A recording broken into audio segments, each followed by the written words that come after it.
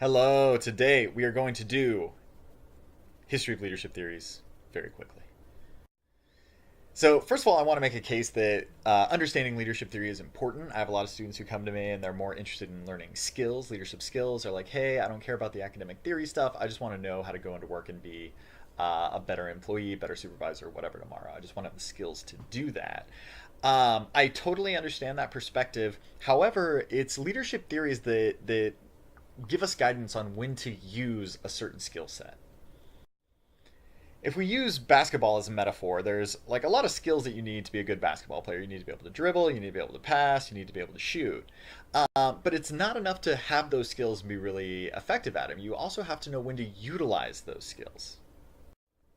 And that's what basketball plays are all about, right? That when you catch the ball, you don't just automatically try to shoot a three-pointer every single time you get the ball. That wouldn't be effective.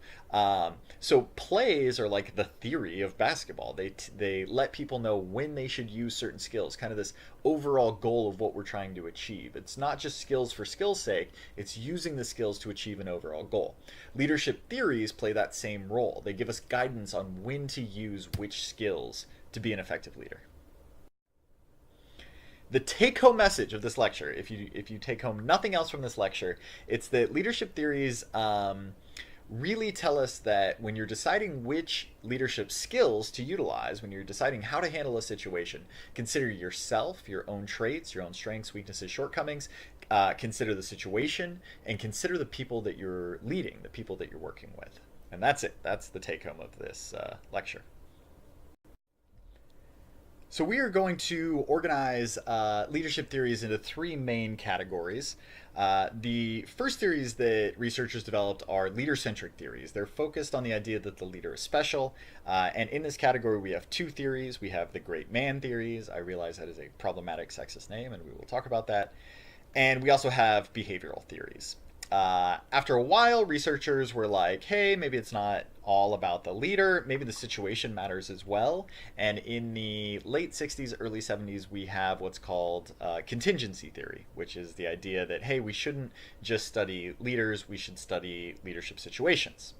Then, in about the mid 80s, at an embarrassing late point, researchers were like, well, hey, maybe it's not just about the leader, maybe it's not just about the situation, maybe followers are important too, and we should pay attention to them to understand effective leadership. And from this, we have situational leadership theory. Before we start talking about the leadership theories, let's talk a little bit about what leadership is. I really want to save this for an in-class discussion. I don't want to give you an answer to the question of what is leadership. I want us to figure that out for ourselves. That being said, I'll give you just kind of the standard definition for the sake of this lecture. And the standard definition of leadership is influencing a group towards accomplishment of a goal. So we'll use that kind of as a standard for today. We can also think about what are the outcomes of effective leadership. So when we call people an effective leader, what do we mean by that? What do they accomplish? There's lots of different ways we can measure effective leadership. We're going to stick to talking about 5 outcomes associated with effective leadership. First of all, we have group performance. If you're a good leader, your team, your company, your organization performs well. That's maybe the ultimate criterion of a leader. Group cohesion. So if you're an effective leader, the people in your group get along well. We call this morale, we call this culture, we call this esprit de corps. But good leaders have followers that get along well with each other. If you're an effective leader, then you improve not just the group performance as a whole, but also the individual performance of each person on your team. So you develop them and give them assignments to which they'll be successful. So it's not just about team performance, it's about the performance of the individuals on your team.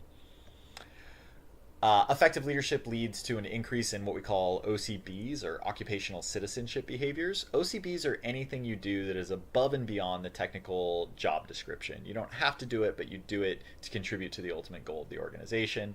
An example of this is I will often have students come up to me and ask me to take a look at their resumes or do a mock interview with them before they have a job interview, and I don't technically have to do that, right? That's not in my job description, and yet I often do. I get a lot of meaning out of helping students like that, so it's contributing to the overall success of Dominican by doing that, and Dominican students, even though it's not technically part of my job description, it's not technically required. So that would be an OCB, occupational citizenship behavior.